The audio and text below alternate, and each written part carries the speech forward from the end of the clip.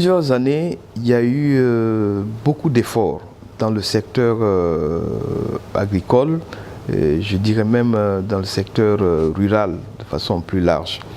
Le chef de l'État, depuis 2 ans, j'allais dire, est passé à la vitesse supérieure en termes d'appui au secteur rural.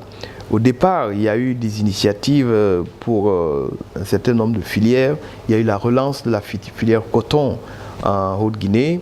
Il y a eu des appuis, peut-être qui n'étaient pas très visibles, mais qui ont été réels pour des filières comme le riz. Il y a eu des appuis, donc ce qui a permis d'ailleurs d'accroître la production de riz. Il y a eu aussi un effort pour, par exemple, les engrais. Depuis quelques années, le gouvernement, l'État guinéen, appuie cette initiative pour permettre aux agriculteurs d'accéder à des engrais à des prix d'ailleurs défiant toute concurrence. Je crois que c'est en Guinée que les engrais sont les moins chers dans la sous-région. Et depuis l'année dernière, vous avez vu que le lancement des initiatives sur l'anacarde, des lancements des initiatives plus récemment sur le café, le cacao, aussi bien en forêt que même en Moyenne-Guinée avec le café de la variété arabica. Et aussi l'appui autour de ça.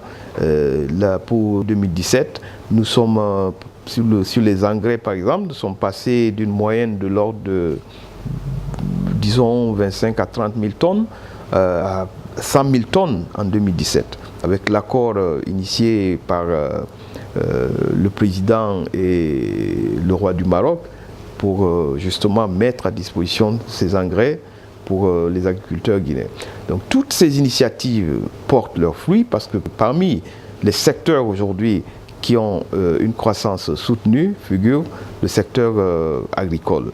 Dans ce secteur-là, il y a beaucoup d'initiatives qui aujourd'hui permettent aux populations qui ne sont pas des populations qui sont dans les villes, mais des populations rurales, d'avoir de l'activité et à terme d'avoir des revenus.